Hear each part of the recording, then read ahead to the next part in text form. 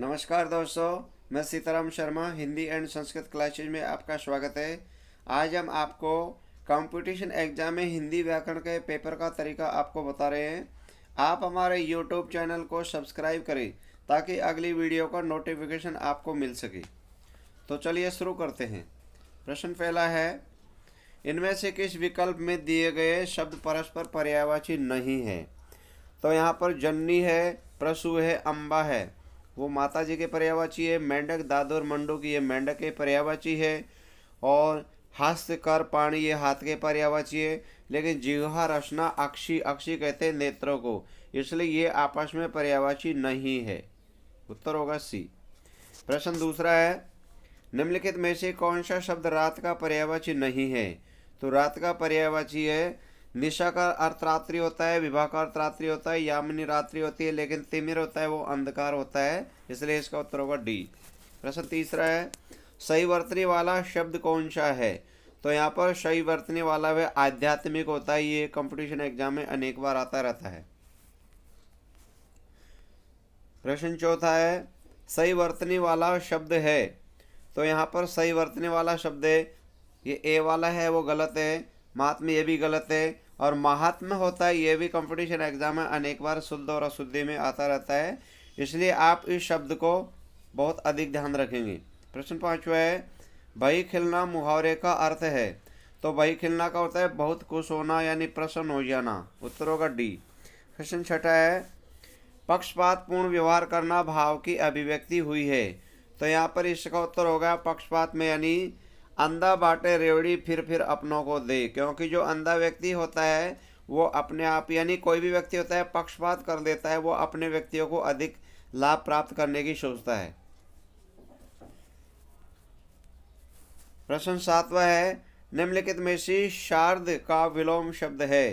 तो यहाँ पर शार्द का विलोम है शुष्क, यानी शुष्क होता है वो होता है सूखा, और शार्द बोल दो या इसको आर्द भी बोल सकते हैं, तो ये होगा गीला। प्रश्न आठवां है, कौन सा युग्म विलोमार्थक है? यानी रत का विलोम है वो निरत नहीं होता, और यहाँ पर आधुनिक का नवान नहीं होता, नवीन होता है, और ऋजु है उसका विलोम वक्र होता है, वक्र का अर्थ होता है टेढ़ा मेढ़ा, ऋजु का अर्थ होता है सीधा। प्रश्न नवा है, पत्र शब्द का अनेकार्थक शब्द समूह सही है? तो पत्र होता है पत्ता भी बोलते हैं, चिट्ठी भी बोलते हैं, और पंख भी बोलते हैं, ये एक दूसरे के अनेकार्थक शब्द हैं। प्रश्न 10वां है, इनमें से किस वर्ग के सभी शब्द तद्भव है? दोस्तों तद्भव शब्द हमेशा हिंदी भाषा के होते हैं, और जो तत्सम शब्द होते हैं वो हमेशा संस्कृत भाषा के शब्द होते हैं। तो यहाँ पर तद्भव ईंट और सांझ ये वाले हैं वो तद्भव है, लेकिन यानी सूत्र शब्द है वो संस्कृत का है, पक्षी शब्द संस्कृत का है, प्रश्न शब्द संस्कृत का है, लेकिन यहाँ पर दोनों के दोनों ही तद्भव के। प्रश्न 11वां है, निम्न में से कौन सा शब्द तद्भव है? तो यहाँ पर तद्भव शब्द है वो होता है प्रगट, और संस्कृत में इसको बोलते हैं प्रकट। और यहाँ पर 12वां क्वेश्चन है, किस विकल्प में सभी शब्द तत्सम है? तत्सम शब्द कहते हैं संस्कृत भाषा के शब्दों को तत्सम कहते हैं। तो यहाँ पर जो साग शब्द है वो हिंदी का है, इसलिए तत्सम नहीं है ए वाले में, लेकिन बी वाला है साग, साप, शर्करा, तंडुल, ये सारे के सारे संस्कृत भाषा के, तो संस्कृत भाषा के शब्दों को तत्सम शब्द कहते हैं। प्रश्न 13वां है, अनल अनिल शब्द युग्म का सही अर्थ क्या होगा? तो यहाँ पर अनल का अर्थ होता है अग्नि, और अनिल का अर्थ होता है वायु। यहाँ पर दोस्तों ध्यान दीजिए, 13वां प्रश्न को ऐसे भी पूछा जा सकता है कि ऐसा कौन सा शब्द है जो एक तरफ पुल्लिंग और दूसरी तरफ स्त्रीलिंग है? तो ध्यान दीजिए, जो अनिल शब्द है वो एक तरफ तो पुल्लिंग है क्योंकि ये लड़के का नाम होता है, लेकिन दूसरी तरफ अनिल का अर्थ होता है वायु, हवा, तो हवा बहती है, तो ये स्त्रीलिंग शब्द है। प्रश्न को कंपटीशन एग्जाम में कैसे भी किसी प्रकार से पूछा जा सकता है। प्रश्न 14वां है, इनमें से किस शब्द युग्म का अर्थ सही नहीं है? तो यहाँ पर है अजर, अजीर, यानी अजर का अर्थ होता है जिसकी मृत्यु नहीं होता है, और अजीर होता है आंगन, तो यहाँ पर यानी ये वाला बिल्कुल सही नहीं है, जबकि और वाले हैं बिल्कुल सही है। दिन होता है, दिवस होता है, दिन होता है, गरीब होता है, क्रम होता है, वो सिलसिला होता है, कर्म होता है, कार्य होता है, द्वीप होता है हाथी, और द्वीप होता है टापू। लेकिन ए वाला है वो सही नहीं है। प्रश्न 15 है, आवरण आमरण शब्द युग्म का सही अर्थ क्या होगा? तो यहाँ पर है आवरण बोलते हैं आभूषण, और आमरण होता है मरण पर्यंत। प्रश्न 16 है, जो कहने सुनने में लज्जापूर्ण या घिनौना हो उसी क्या कहते हैं? तो उसे कहते हैं अश्लील। यहाँ पर प्रश्न 17 है, जिसे इंद्रियों से अनुभव नहीं किया जा सके उसे क्या कहते हैं? तो उसे कहते हैं अतीन्द्रिय। अतीन्द्रिय होता है जो हम उसको अनुभव नहीं कर सकते। प्रश्न 18 है, इनमें से किस वाक्य में एकर्मक क्रिया का प्रयोग किया गया है? एकर्मक क्रिया का प्रयोग मजदूर गहरी नींद में सो रहा है, ये एकर्मक क्रिया है। लेकिन किसान फसल काट रहा है, किसान क्या काट रहा है? फसल काट रहा है। बालक दूध पी रहा है, बालक क्या पी रहा है? दूध पी रहा है। बच्चे पतंग उड़ा रहे, बच्चे क्या उड़ा रहे? पतंग उड़ा रहे। ध्यान दीजिए, एकर्मक क्रिया और सकर्मक क्रिया। एकर्मक क्रिया होता है उसमें कर्म के बारे में पता नहीं चलता, लेकिन सकर्मक क्रिया होती है उसमें कर्म के बारे में पता चल जाता है। तो किसी भी प्रश्न में अगर उसका प्रश्न बना करके क्या शब्द लगा के देख लीजिए, अगर उत्तर मिल जाता है वो सकर्मक क्रिया होती है, और उत्तर नहीं मिलता है वो हमेशा एकर्मक क्रिया होती है। प्रश्न 19 है, इनमें से किस वाक्य में सकर्मक क्रिया नहीं है? तो यहाँ पर सकर्मक क्रिया नहीं, यानी वो वाली, इसका मतलब क्या है कि एकर्मक क्रिया है। तो यानी अशोक पत्र लिख रहा था, अशोक क्या लिख रहा था? पत्र लिख रहा था, ये सकर्मक क्रिया है। महिलाएं गीत गा रही थी, महिला क्या गा रही थी? गीत गा रही थी। और बालक रो रहा है, तो यहाँ पर बालक रो रहा है, तो इसका मतलब इसमें कर्म नहीं है, लेकिन छात्र पढ़ रहा है, तो यहाँ भी कोई न कोई कार्य कर रहा है, तो इसमें एकर्म क्रिया है शी। प्रश्न 20 है, गुरुजन का सम्मान करना सीखो किस प्रकार का वाक्य है? तो यहाँ पर है आज्ञार्थक है, यानी आज्ञार्थक वाक्य होता है जिसमें किसी काम को करने की आज्ञा दी जाती है, वो आज्ञार्थक होता है। संकेतवाचक होता है जहाँ पर किसी क्रिया के होने के संकेत की ओर होता है, जैसे इधर बच्चे पढ़ रहे हैं। संधिवाचक होता है जहाँ पर यानी मन में संधि बना रहता है, गा गेगी का प्रयोग, जैसे पढ़ रहा होगा, खा रहा होगा, ऐसे। इच्छार्थक होता है जो काम स्वयं करे अपनी इच्छा के अनुसार, जैसे मैं पढ़ लिख करके विद्वान बनूंगा, तो ये इच्छार्थक वाक्य में आती है। प्रश्न 21 है, यदि हम गवाही दे दें तो काम न बन जाए, किस प्रकार का वाक्य है? तो ये वाला वाक्य है वो संकेतवाचक वाक्य है। संकेतवाचक वाक्य होता है कि संकेत दे रहे, यदि हम गवाह दे दें तो काम न बन जाए, इसलिए यहाँ पर संकेतवाचक वाला वाक्य है। तो प्रश्न यानी 22वां है, द्रुत पत्र को किस तरह का आलेखन माना जाता है? जो द्रुत पत्र होता है उसको तार का आलेखन माना जाता है। कंपटीशन एग्जाम में बहुत बार आ रहे हैं ये वाले प्रश्न। जो प्रश्न 23वां है, कौन सा पत्र विषय पर तत्काल ध्यान करने के लिए निर्देश करता है? तो यहाँ पर है जो द्रुत पत्र होता है वो हमेशा यानी तत्काल ध्यान करने के लिए निर्देश देता है, क्योंकि द्रुत पत्र होता है वो बहुत जल्दी ही पहुँचने वाला वो द्रुत पत्र होता है। प्रश्न 24वां है, जो पत्र विदेश स्थित दूतावासों के माध्यम से विदेशी शासनों को प्रेषित किया जाता है उसी क्या कहते हैं? तो यहाँ पर है 24वां, उसमें मितव्य पत्र कहते हैं। एक दूसरे को दूतावासों को भेजा जाता है वो मितव्य पत्र कहते हैं।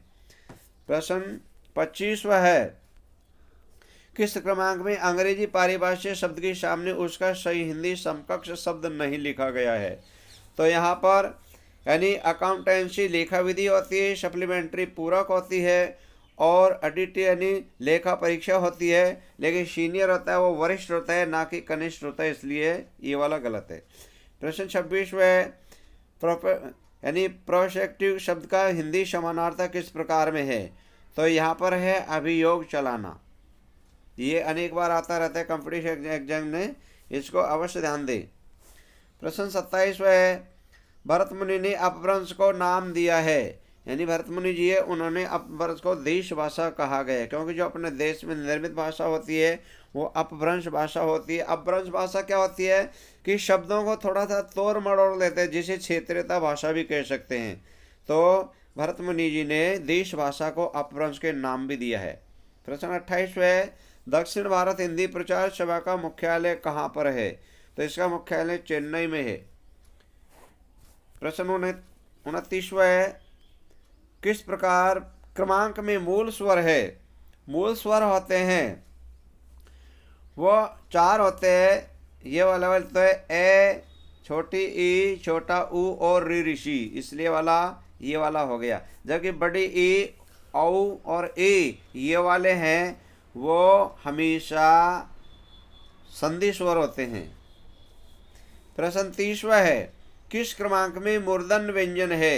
तो मूर्धन व्यंजन कहते हैं जिसका उच्चारण यानी हम बोलते समय हमारी जीभ है वो घूम जाती है, तो जो टे वाली लाइन होती है वो सारे के सारे मूर्धन है।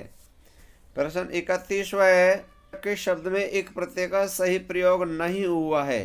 तो देखो ए वाला में अर्थ से आर्थिक बनता है और बी वाला है भूगोल से भौगोलिक बनता है, तो इसमें नहीं हुआ है सही प्रयोग, इसमें प्रयोग सही नहीं हुआ है।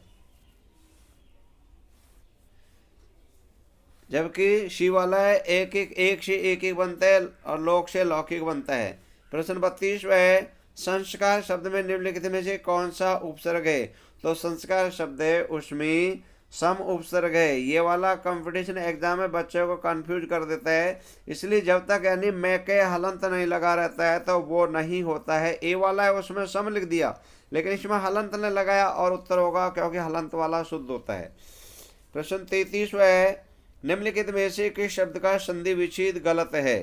तो यहाँ पर पितृपदेश ए वाला है उसका बिल्कुल गलत है क्योंकि इसका विच्छेद होगा पितृ और प्लस उपदेश, यानी जो तय होता है या इसको ऐसे इस प्रकार से किया जाएगा, यानी ये तय लिख दिया और इसका नीचे लगेगा ये वाला बनेगा इस प्रकार से पितृ प्लस और आगे आ जाता है उपदेश, जब जाके यह बिल्कुल सही हो जाएगा। और प्रौढ़ का विच्छेद होगा प्र प्लस ऊड़, ये बिल्कुल सही है। निरी है नी प्लस ई, ये बिल्कुल शुद्ध है। नवोदा नव प्लस ऊड़ा, ये बिल्कुल शुद्ध है, लेकिन ए वाला है वो बिल्कुल भी गलत है। प्रश्न 34वां है, शरद प्लस चंद्र की सही संधि शब्द क्या होगा? तो इसका हो जाएगा शरद चंद्र, यानी जो चय होता है वो तय में बदल जाता है। प्रश्न 35वां है, निम्नलिखित में से कौन सा शब्द द्वंद्व समास का उदाहरण नहीं है? तो यहाँ पर पाप पुण्य द्वंद्व का है, यथाशक्ति है वो अव्ययभावी समास का है। जबकि राजा प्रजा ये वाला भी द्वंद्व समास का है और जीवन मरण ये भी द्वंद्व समास का है। द्वंद्व समास होता है वहाँ दोनों शब्दों के मध्य में योजक चिन्ह का या और शब्द का प्रयोग किया जाता है। प्रश्न 36वां है, चंद्रचूड़ सामाजिक पद में कौन सा समास है? तो यहाँ पर हो जाएगा बहुब्रीहि समास। बहुब्रीहि समास वहाँ होता है जहाँ पर अनेक यानी पूरे संसार में एक का प्रयोग किया जाता है, वहाँ बहुब्रीहि समास का प्रयोग किया जाता है। प्रश्न 37वां है, तुलसी कर सामासिक पद में कौन सा समास है? तो यानी इसका विग्रह हो जाएगा तुलसी जी के द्वारा लिखा हुआ, तो इसमें करण तत्पुरुष समास हो जाएगा। प्रश्न 38वां है, इनमें से व्यक्तिवाचक संज्ञा कौन सी है? तो यहाँ पर व्यक्तिवाचक संज्ञा वो मांडवी है। व्यक्तिवाचक संज्ञा किसी का नाम होता है वो, जबकि घरेलू है, जातिवाचक है, भला है वो यानी गुण है, और स्वतंत्र है वो भी गुण है। तो व्यक्तिवाचक संज्ञा में किसी एक का बोध होता है, मांडवी यानी नाम है। प्रश्न 39वां है, निम्न में सी भाववाचक संज्ञा कौन सी है? दोस्तों ध्यान दीजिए, भाववाचक संज्ञा होती है उन शब्दों के अंत में हमेशा प्रत्यय जुड़ता है। तो यहाँ पर होगा शत्रु से शत्रुता ता प्रत्यय जुड़ गया, भाववाचक है। जबकि वीर है वे गुण है, मनुष्य है वो जातिवाचक हो गया, गुरु है वो भी जातिवाचक हो गया। तो भाववाचक संज्ञा शब्दों के अंत में हमेशा प्रत्यय शब्द जुड़ा हुआ होता है। प्रश्न 40वां है, निम्न में से कौन सा शब्द व्यक्तिवाचक संज्ञा है? तो यहाँ पर व्यक्तिवाचक संज्ञा वो यमुना है क्योंकि ये नाम आ गया, एक का बोध हो रहा है। गाय है वो जातिवाचक है, पहाड़ जातिवाचक है, और आम है वो भी जातिवाचक शब्द हो गया। प्रश्न 41वां है, कौन सा शब्द भाववाचक संज्ञा नहीं है? तो आपको तो ये ध्यान देना है, देखो यानी चतुर से चतुराई भाववाचक होगा, लड़ से लड़ाई भाववाचक होगा, उतर से उतराई भाववाचक होगा, लेकिन मिठाई ये जातिवाचक संज्ञा है। यहाँ पर प्रश्न 42वां है, घंटी बजी है कोई आया पंक्ति में कौन सा सर्वनाम है? तो आपको ध्यान देना चाहिए, यानी जहाँ पर कोई आ जाए या कुछ आ जाए या कहीं आ जाए वह हमेशा अनिश्चयवाचक सर्वनाम होता है। प्रश्न 43वां है, अनिश्चयवाचक सर्वनाम किस वाक्य में है? यानी आप क्या लाए हैं ये वाला है। अनिश्चयवाचक सर्वनाम किस वाक्य में? यह पुस्तक मेरी है, यह निश्चित होगा बाहर कोई खड़ा है, तो इसमें होगा बाहर कोई खड़ा है। और आप क्या लाए, प्रश्नवाचक हो गया, मुझे कुछ रुपए चाहिए, तो यहाँ पर ऐसे इस प्रकार से ये परिमाणवाचक हो गया, तो बाहर कोई खड़ा है, जानकारी नहीं मिल रही। प्रश्न 44 है, किस वाक्य में क्रिया विशेषण का प्रयोग हुआ है? तो यहाँ पर क्रिया विशेषण मौन धीरे धीरे चलता है, तो धीरे धीरे है वो क्रिया विशेषण है। अब क्रिया विशेषण है वो कौन से, अगर नाम भी पूछ ले जाए तो ये रीतिवाचक होगा। रीतिवाचक होता है जिसमें धीरे धीरे चलने के बारे में बताएगा, भाई कैसे चल रहा है धीरे धीरे। प्रश्न 45 है, निम्नलिखित में से कौन सा विशेषण का भेद नहीं है? तो यहाँ पर विशेषण का भेद है वो है पुरुषवाचक, क्योंकि जब पुरुषवाचक में विशेषण के भेद नहीं है, जबकि संख्यावाचक होते दो भेद होते हैं, निश्चयवाचक और निश्चयवाचक संख्या, अनिश्चयवाचक। परिमाण में भी निश्चित परिमाण, अनिश्चित, और गुणवाचक में भी दो होते हैं, जबकि पुरुषवाचक सर्वनाम होता है उसमें किसी प्रकार का कोई भेद नहीं होता। प्रश्न 46 है, राजा शब्द का विश्लेषण है। तो राजा शब्द है उसका होगा राजीज। प्रश्न 47 है, देव संज्ञा शब्द का विशेषण है। तो यहाँ पर इसका होगा देव का देवीय। प्रश्न 48 है, प्रत्युपकार में कौन सी संधि है? तो प्रत्युपकार में यण संधि है। यण संधि वहाँ पर होती है आधे अक्षर के तत्काल बाद ये वे और रे आ जाते हैं, वहाँ पर हमेशा यण संधि होती है। ये हमेशा ध्यान देना, जितने भी जो आधे वर्ण होते हैं और उसके बाद में ये वे रे आ जाए, वहाँ हमेशा ही यण संधि होती है। व्यंजन संधि होती है, वहाँ शब्दों के में हमेशा प्लस से पहले हलंत का प्रयोग किया जाता है। विसर्ग संधि होती है, प्लस से पहले दो बिंदी होती है। गुण संधि होती है, वहाँ ए ओ और अर की ध्वनि आती है। प्रश्न 49 है, निम्नलिखित में से अयादि संधि का उदाहरण है। तो ध्यान दीजिए, अयादि संधि होती है वहाँ पर अय आय आव आव की ध्वनि का प्रयोग किया जाता है। तो गायन है उसमें आय की ध्वनि आ गई, इसलिए इसका विच्छेद हो जाएगा, गई प्लस अन हो जाता है। परंतु जो ए वाला अन्वेषण, इसमें यानी यण संधि का प्रयोग किया गया, अनु प्लस एषण हो जाता है। सी वाला है विश्वामित्र, ये दीर्घ संधि है, विश्व प्लस मित्र हो जाएगा। यद्यपि ये भी यण संधि है, यदि प्लस अपि, क्योंकि द और यह से बना दे, तो यानी आधा अक्षर के बाद में ये आ गया, तो यह भी यण संधि है। तो इसमें जो अयादि संधि का पूछेगा ये होगा गायन बी। प्रश्न 50 है, व्यायाम में कौन सी संधि है? व्यायाम शब्द है उसमें भी आधा अक्षर आ गया और उसके बाद में ये आ गया, तो इसमें भी यण संधि का प्रयोग किया जाता है। और व्यायाम शब्द में ऐसे भी पूछा जा सकता है कि व्यायाम में कौन सा उपसर्ग, तो वी प्लस आयाम हो गया। और गुण संधि होती है वहाँ ए ओ अर की ध्वनि आती है। वृद्धि संधि होती है वहाँ आई की मात्रा औ की मात्रा का प्रयोग किया जाता है, यानी शब्द के ऊपर दो मात्रा होती है। अयादि संधि होती है उसमें अय आय अवाव की ध्वनि आती है। अय की ध्वनि में ए की मात्रा लगा दो और आय के में आई की लगा दो, आव आ जाता है तो ओ की मात्रा, और आव आ जाता है तो ओ की मात्रा का प्रयोग किया जाता है।